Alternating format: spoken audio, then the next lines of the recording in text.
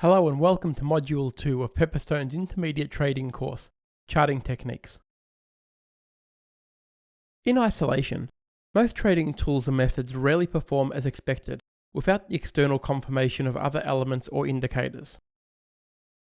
Support and resistance are one of those tools that work independently of other indicators very successfully.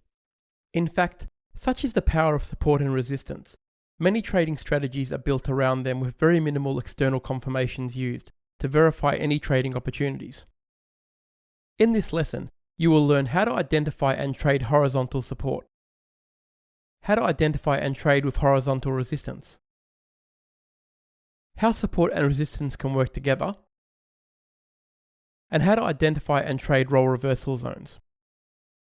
In trading terms, an area of support is a zone where price comes down and touches the same area a number of times and fails to go lower.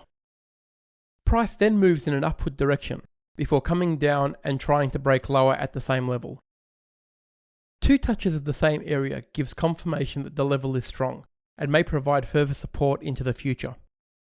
The image that we can see on the screen shows a horizontal green line that is labelled support, and you can see how price has come down a number of times and bounced off it. When we talk about support and resistance in trading terms, they are considered static, meaning that the levels don't change and are always horizontal. Dynamic support and resistance does exist, but we will talk about that in a later section. Support and resistance can be found in all time frames. As an example, if you have a support line that is visible on a weekly chart with multiple touches over a long period of time, this support will be very relevant in all of the time frames below it. A support line that is only visible on a 15-minute chart, although important for that particular time frame and the ones below it, would not be so significant on a 4-hour or a daily chart. Support and resistance levels are also enhanced when they coincide with a key price point, which adds further strength to the level. For instance, if you have a support line drawn similar to the one on the screen, and the horizontal line happens to be at a key price point, such as a round number like the 120 level on the Euro-USD currency pair, you can expect that support level to be even more significant. The chart that we can see on the screen now is a good example of how support looks in a real market and how price interacts with the horizontal support line. Once you have the initial two touches, it is reasonable to expect that this is a valid support line, as price has attempted to go higher, failed, and retreated to the same zone.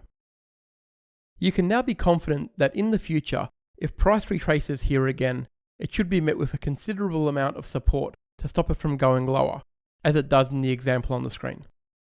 This level provided significant support, and as you can see, price tested this level several times before finally pushing up to make new highs. As the name suggests, resistance is the opposite of support, and can be found above price. The example on the screen shows a horizontal red line labelled resistance, and you can see how price has pushed up a number of times, failing to make a new high and bouncing down off that level. Now again, this type of resistance zone is considered static resistance, as it does not change or move when price does. Once price pushes up and touches the same zone a number of times and fails to break through, it provides some confirmation that the level is strong, and may provide further resistance into the future. The chart that we can see here on the screen now is a good example of how resistance looks in a real market, and how price interacts with the horizontal resistance line. Once you see the initial two touches, it is reasonable to expect that this is a valid resistance line, as price has attempted to go lower, failed, and retraced to the same zone. You can now be confident into the future that if price retraces here again, it should be met with a considerable amount of resistance to stop it from going higher, as it does in the example. This zone provided significant resistance, and as you can see, price tested this level several times before finally pushing down to make new lows. When support and resistance lines are seen close together, they often work as short-term targets for price. So when price bounces off the top-end resistance, it advances quite quickly to the previous support zone. This situation is also referred to as a channel, but we will talk about that in more depth later in the module.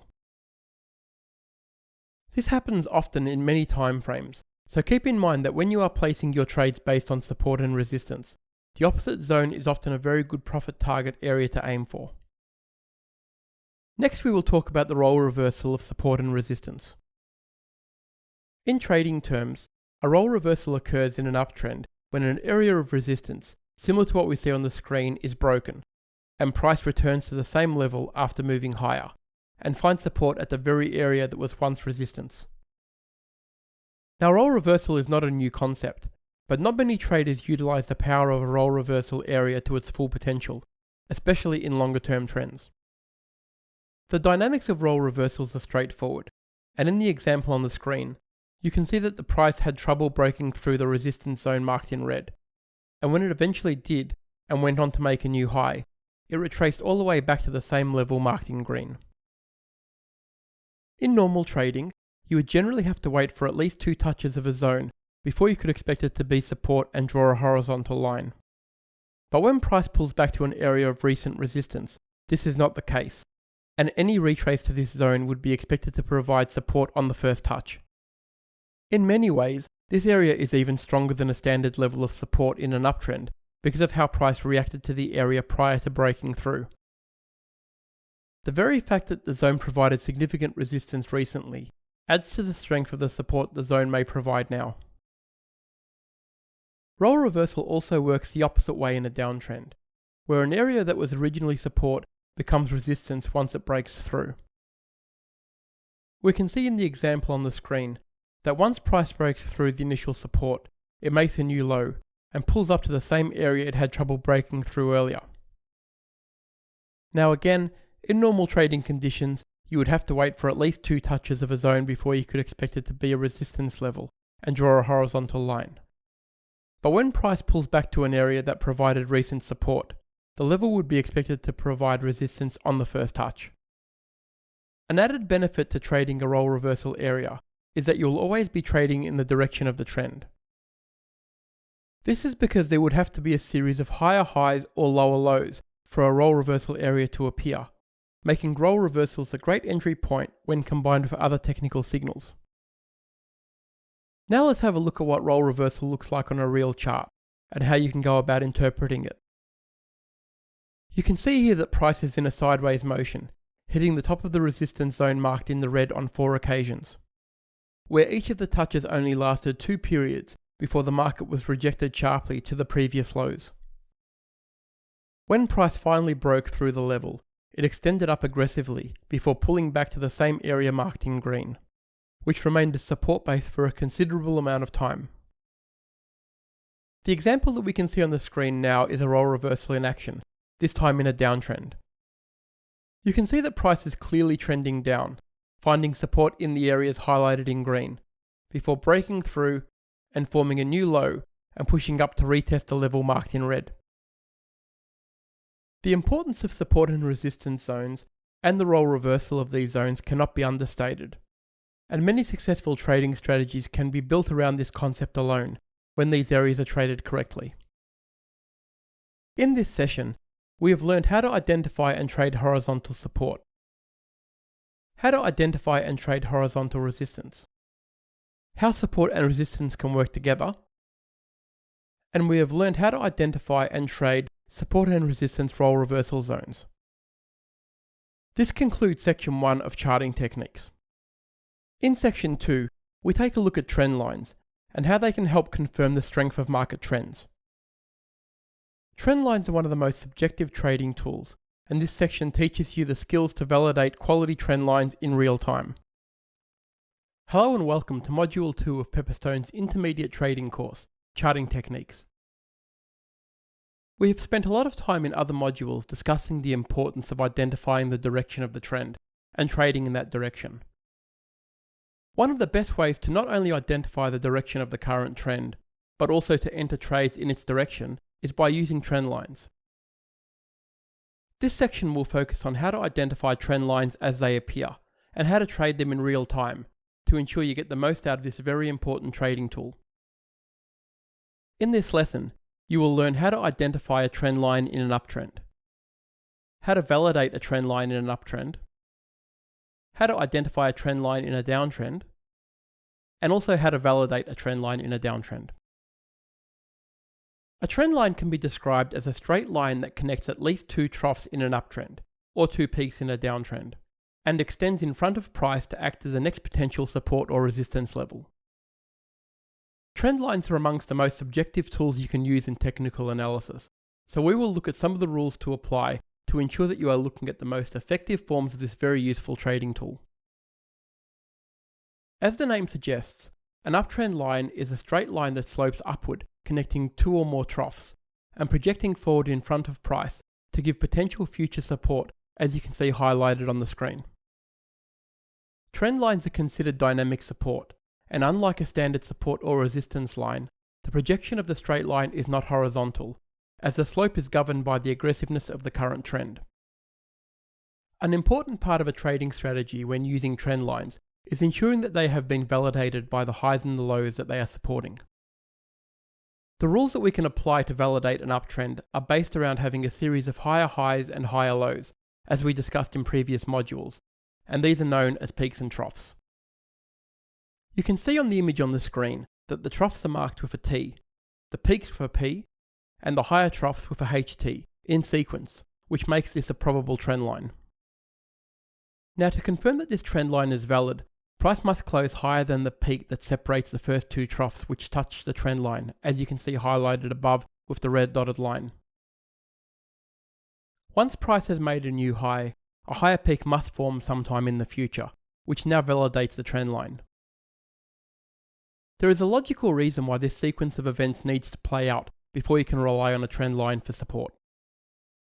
A trend line is a tool used to help determine the direction of the trend, and to provide entry signals to join in the trend direction. It is important to remember that a healthy uptrend will have a smooth looking higher high and higher low pattern, as illustrated in the example on the screen, and the healthier the trend is, the more likely it is that the uptrend line's projection will continue to provide reliable support into the future.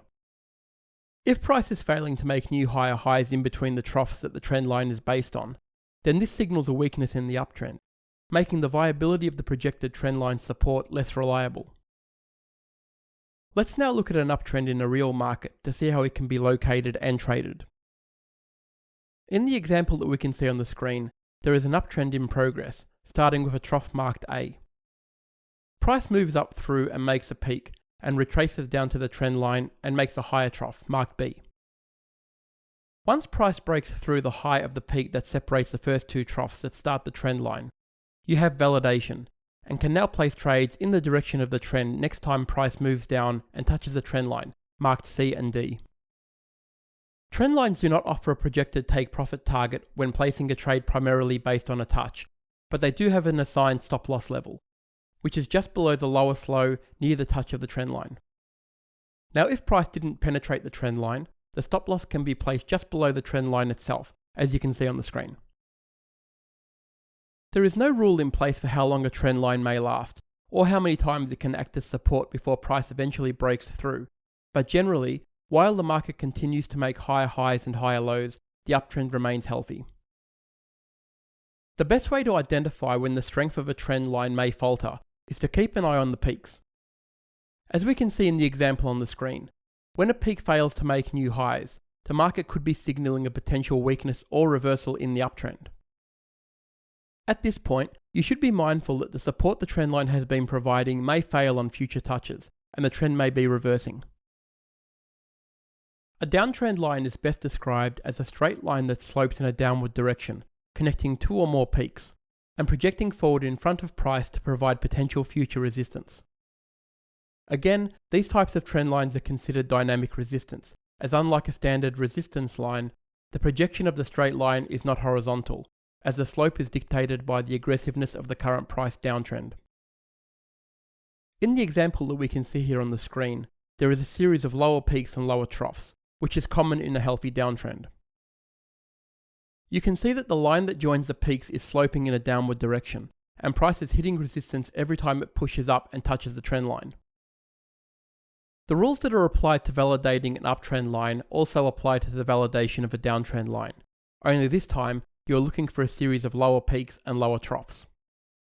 As we can see on the screen, we are looking for a peak, followed by a trough, then a lower peak, which forms the second touch of the downtrend line. This now gives us a probable trend line, but again, it will not be validated until price closes lower than the trough that separates the first two peaks that touch the trend line. Once price has made a new low, a lower trough must form sometime in the future, which now confirms the downtrend line. The same logic applies as to why you need this sequence of events to play out before you can rely on a trend line to provide resistance. If price is failing to make new lower lows in between the peaks the trend line is based on, then this signals a weakness in the downtrend, which makes the viability of the projected trend line's resistance less reliable. Let's now look at a downtrend line in a real market to see how it can be validated and traded. In the example that we have on the screen, there is a downtrend in progress, with the first peak marked A. Price moves down and makes a trough, only to pull back up to the trend line and make a lower peak, marked B. Once price breaks through the low of the trough that separates the first two peaks that start the trend line, you have validation. The next time price pulls up to touch the trend line marked here with a C, a D, and an E, you can place trades short to join in the downtrend on the open of the next candle. As it was with uptrend lines, downtrend lines do not offer a projected take profit target. However, they do have assigned stop loss levels, which is just above the highest high near the touch of the trend line, or if price didn't penetrate the trend line, just above the trend line itself. Identifying when a downtrend line could potentially falter follows the same process as an uptrend line, only this time you need to keep an eye on the troughs. When a trough fails to make new lows in between the peaks touching the trend line, the market could be signaling a potential weakness or reversal in the downtrend.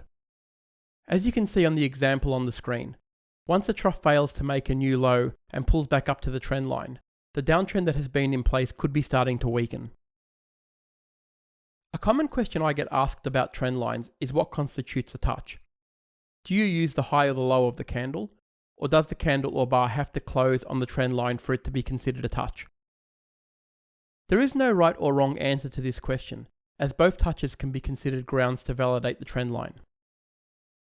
As part of my trading plan, I consider any touch of the candle or bar on the trend line a valid touch. And if price goes through the trend line and comes back to close on the trending side, then that makes the touch even more significant. I have mentioned before that the market is not a perfect mechanism, and prices aren't always going to be exact. Being too pedantic about a level having to be perfect could cost you potential opportunities through missing out by only a handful of pips. It is always best to take the common sense approach and not overthink it. Remember though, that trend lines only provide good support and resistance if they are obvious to other traders who will trade the same idea as you. If you have to think too hard about whether a trend line is there or not, then it may not be a quality one anyway, and it may be best to look for a better opportunity. In this session, we have learned how to identify trend lines in an uptrend. We have learned how to validate a trend line in an uptrend. We have learned how to identify trend lines in a downtrend. And we have learned how to validate the trend lines when they are in a downtrend. This concludes section 2 of charting techniques. In the next section, we are going to focus on channels and teach you the best way to not only identify the strongest types of channels, but also how you can trade them while they are forming and when they inevitably break out. Hello and welcome to Module 2 of Pepperstone's intermediate trading course, Charting Techniques. Locating and trading quality channels is a dream of many short and medium-term traders, as they are not only easy to trade once they are identified, but they are also quite reliable for extended periods of time. This section focuses on learning how to identify and trade horizontal, ascending, and descending channel patterns. I will explain how to trade them correctly when they form, and how to trade them when they eventually break. In this lesson, you will learn how to identify and trade horizontal channels, how to identify and trade ascending channels, how to identify and trade descending channels, and finally how to trade these channels when they do eventually break out. In technical analysis terms, a channel can be described as the price action between two parallel lines, with the top of the channel connecting peaks and the bottom of the channel connecting troughs. There are three types of channels that form in the market: horizontal channels, ascending channels, and descending channels. and depending on what time frame a channel appears on, they can last for as little as a few hours or as long as several years. Let's first take a look at horizontal channels. You have probably already worked out that the support and resistance section we covered earlier has a close relationship with horizontal channels, and it makes sense that the bottom of the channel is a support line and the top of the channel is a resistance line. As we can see on the example on the screen, you begin by isolating an area where price is forming peaks and troughs at similar levels, and draw the support and resistance lines connecting them. As with trend lines, a rule is applied to validate a channel before it is given any value into the future. What we are looking for to validate a channel is two touches on either side, where price touches the bottom and the top of the channel twice, as we can see on the screen. Once this happens, you can go on and trade any future touches by taking a short position if it reaches the top of the channel, and taking a long position if price reaches the bottom of the channel. You can place a stop loss just above the top of the channel for a sell position, and just below the bottom of the channel for a buy position. The entry points are very clearly defined, and once you have entered the market, setting your take profit level is as easy as aiming for the top of the channel for a long position, and the bottom of the channel for a short position. Next we will have a look at ascending channels. As the name suggests, ascending channels have two parallel lines sloping in an upward direction, connecting a series of higher peaks and higher troughs, with the best ascending channels forming in strong uptrends. The same rules apply in terms of validating ascending channels, where you will be looking for two touches on either side of the channel, as we can see on the screen. Once the ascending channel is validated, you can take long positions when price comes down and touches the bottom of the channel, with the take profit targets for these long positions set at the top of the channel. Stop losses for these trades are placed just below the bottom of the ascending channel. Although it is common for many trading strategies to suggest taking long positions at the bottom of the channel and short positions at the top of the channel, I choose to ignore short signals on ascending channels and only take the long opportunities. Ascending channels generally form and are at their most potent in uptrends, so taking short positions at the top of an ascending channel will involve entering counter-trend positions, which goes against my trading philosophy. As I have explained in previous modules, trading in the direction of the trend is extremely important to professional traders, so taking short positions in an uptrend is something I will not do, regardless of the attractiveness of the channel. The last of the channel family is descending channels, and they are made up of two parallel lines sloping in a downward direction, connecting a series of lower peaks and lower troughs, and these are at their most potent in strong downtrends. The same rules apply in terms of validating descending channels, where two touches on either side of the channel are required for validation, as we can see on the screen. Once the descending channel is validated, you can take short positions when price comes up and touches the top of the channel, with the take profit targets for these short positions set at the bottom of the channel. Stop losses for these trades are placed just above the top of the descending channel. Descending channels generally form and are at their most potent in downtrends, so taking long positions at the bottom of a descending channel will involve entering counter-trend positions, which again goes against my trading philosophy. As the saying goes, all good things must come to an end, and unfortunately, trading channels is no different. The great news is that as good as trading inside of channels is, trading at the end of a channel referred to as a break has its own systematic process. Let's first take a look at the break of a horizontal channel. Because these channels generally appear in directionless markets, a break to either side often signals the start of a new trend. The example we see on the screen is the break to the top of the channel. You need to be on the lookout for a candle or bar that closes outside the top of the channel in the time frame that the channel looks the clearest. Once you confirm that the candle or bar has closed above, you can take a long position on the open of the next candle or bar. To work out the take profit level, you measure the height of the channel from the bottom to the top, and extend this distance out from the top of the channel break as you can see on the screen, and place the stop loss just below the bottom of the channel. The example on the screen shows what a real top-end channel break looks like. You can see that there is a break outside the top of the channel marked in the blue box. The height of the channel is measured and projected out to give you the take profit target, and the stop loss is placed just below the bottom of the channel, as we can see here. The process of taking a break out of the bottom of the channel works in a similar way, only you are taking a short position. Once you confirm that a candle or bar has closed below the bottom of the channel, you can take a short position on the open of the next bar or candle. To work out the take profit level, you measure the height of the channel from the bottom to the top and extend this distance out from the bottom of the channel break, with the stop loss just above the top of the channel. The example on the screen now shows what a real bottom end channel break looks like.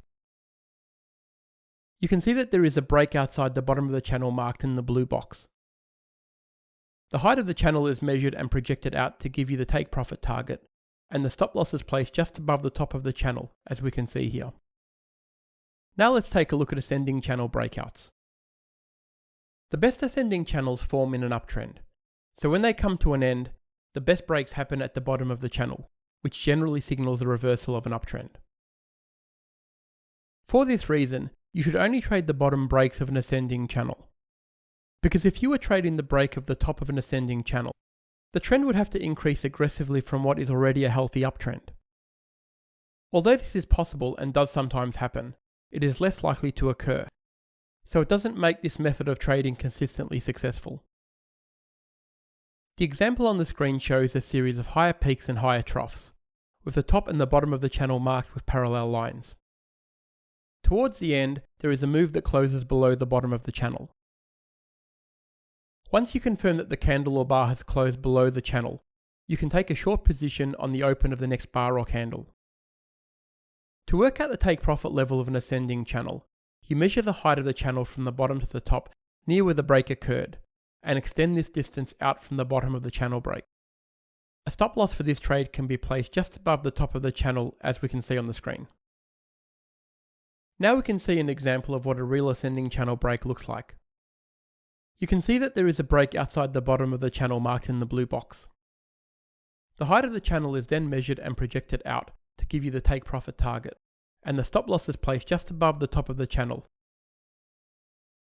Finally, let's have a look at descending channel breakouts. For the same reasons discussed earlier regarding ascending channels, you should only trade the break of tops of descending channels. The example on the screen shows a series of lower peaks and lower troughs, with the top and the bottom of the channel marked with parallel lines. Towards the end, there is a move that closes up above the top of the channel. Once you confirm that the candle or bar has closed above the top of the channel, you can take a long position on the open of the next bar or candle. To work out the take profit level on a descending channel, you measure the height of the channel from the bottom to the top, near where the break occurred, and extend this distance out from the top of the channel break, placing a stop loss just below the bottom of the channel. The example on the screen shows what a real descending channel break looks like. You can see that there is a break outside the top of the channel marked in the blue box. The height of the channel is then measured and projected out above the break to give you the take profit target, with the stop loss placed just below the bottom of the channel, as we can see here. Quality channels are worth their weight in gold when they are identified, and if you follow the rules discussed in this section, they will be a great addition to your trading strategies into the future.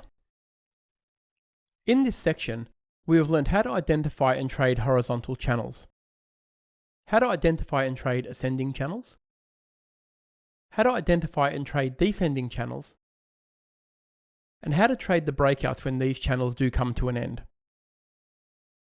This concludes section 3 of charting techniques. In the next section, we will look at Fibonacci retracements and see how they can be used in everyday trading to enhance not only your entry levels, but also give you great take profit and stop loss zones.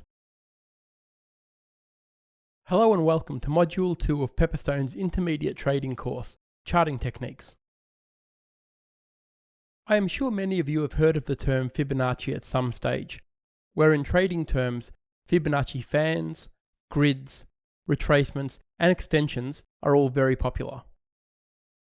This section will focus on Fibonacci retracements, as although many of the other Fibonacci tools have been proven successful, I have found Fibonacci retracements to be the most reliable tool that best fits my trading style.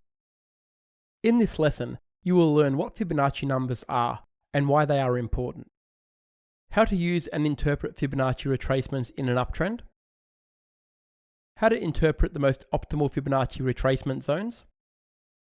And how to use and interpret Fibonacci retracements in a downtrend.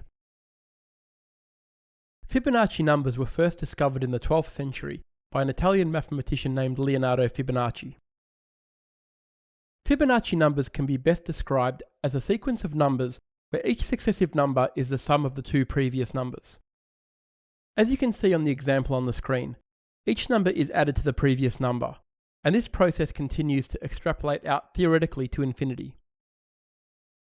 The importance of these numbers have a few interrelationships, but amongst the most important is that any number is approximately 1.618 times its preceding number.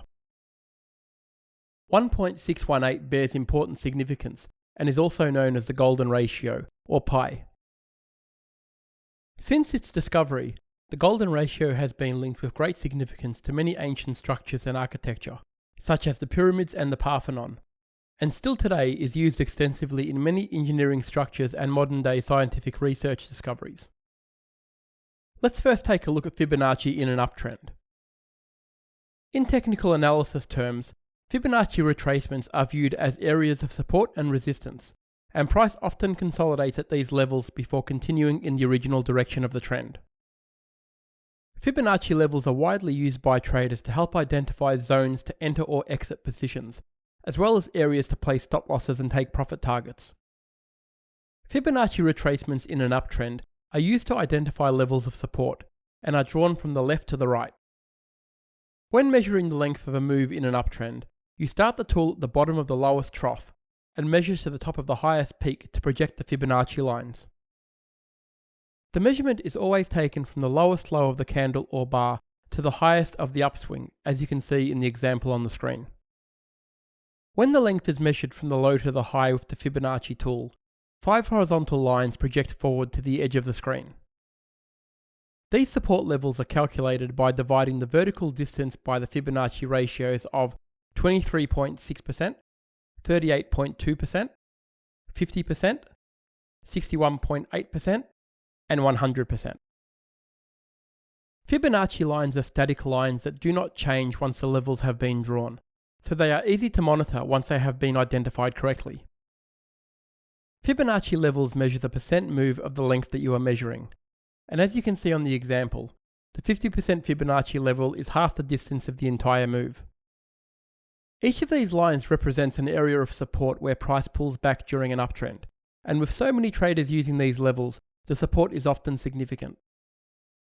I apply 2 rules when using Fibonacci retracement levels as part of my trading strategy. Rule number 1. I only ever use the 38.2 and the 50% levels as a support zone.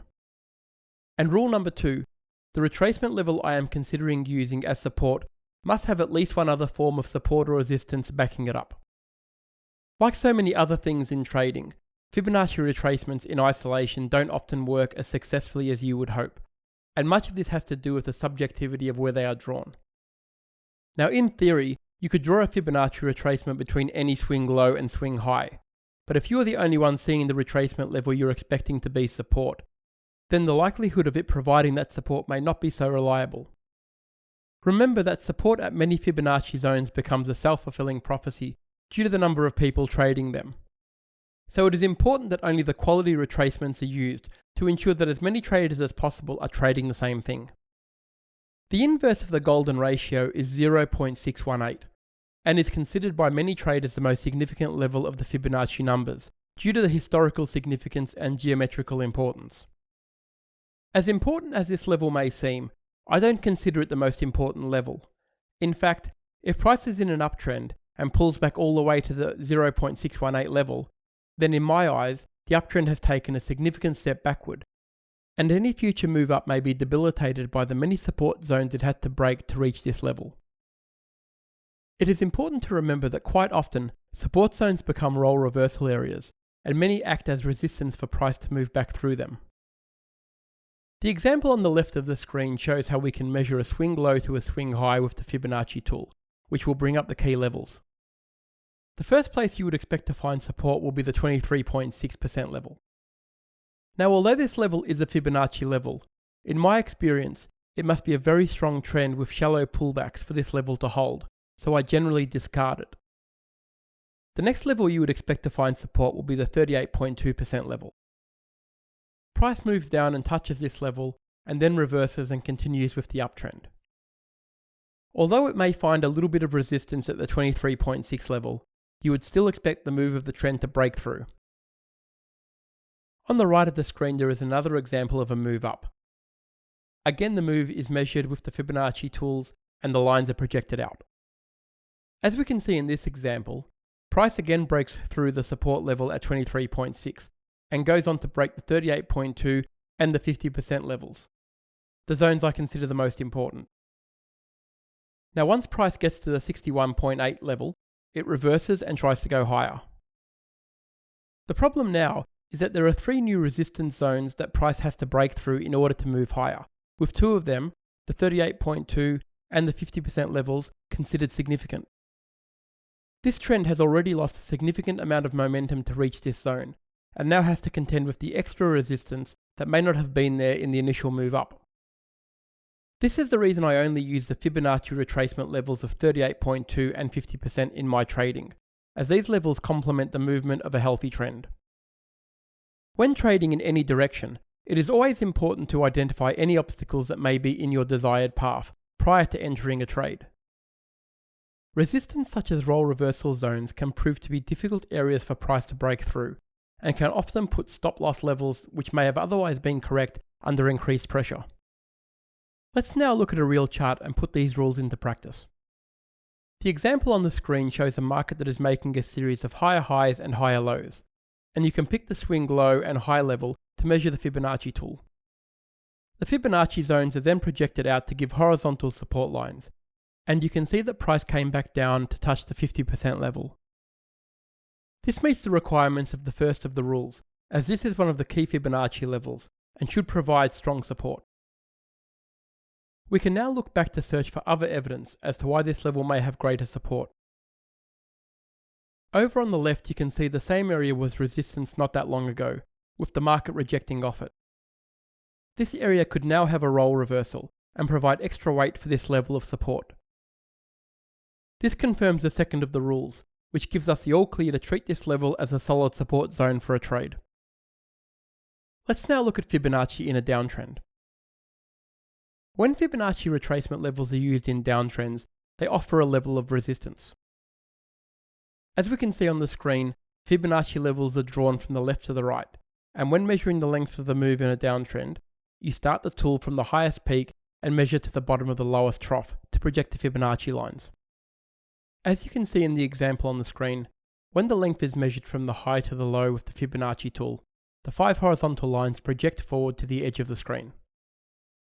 These resistance levels are calculated the same way as previously discussed, by dividing the vertical distance by the Fibonacci ratios of 23.6, 38.2, 50, 61.8, and 100%. The same 2 rules apply when using Fibonacci retracement levels as part of a trading strategy in a downtrend, only this time the retracement zones are used as resistance, not support. Rule number 1. I only ever use the 38.2% and the 50% levels as a resistance zone. And rule number 2, the retracement level I am considering using as resistance must have at least one other form of support or resistance backing it up. Let's look at a real chart and put these rules into practice for a downtrend. The example on the screen shows a market that is making a series of lower highs and lower lows, and you can pick the swing high and low level to measure the Fibonacci tool. The Fibonacci zones are then projected out to give the horizontal resistance lines, and you can see that price pulled back up to the 38.2% level. This meets the first of the rules, as this is one of the key Fibonacci levels and should provide strong resistance. We can now look back and search for other evidence as to why this level may have greater resistance. Over on the left, we can see that this same area was support not that long ago, with the market rejecting off it. This area could now have a role reversal to add more weight to the resistance zone. This confirms rule number 2, which gives you the all clear to treat this level as a solid resistance zone. Using Fibonacci retracement levels as part of your trading strategy can be very beneficial for various reasons, but one of the main ones is that you have the power of a tool that is widely regarded by the trading fraternity as extremely reliable. Like most things in trading, the more that traders can visualize what they are seeing unfold on the charts, the greater the chance of success. Good Fibonacci retracement levels work excellently in strong trends, so they give you the ability to join an established trend at optimal zones. The best advice that I can give you regarding Fibonacci retracements is to use them in conjunction with other trading techniques and systems you will learn throughout this course. When the key levels are combined with other technical analysis patterns and indicators, the reliability of the key Fibonacci zones increases significantly, as will the success rate of their signals. In this lesson, we have learned what the Fibonacci numbers are and why they are important in terms of trading. We've explored how to interpret Fibonacci retracements in an uptrend. We've explored which are the most optimal Fibonacci retracement zones to trade. And finally, we learned how to interpret Fibonacci retracements in a downtrend.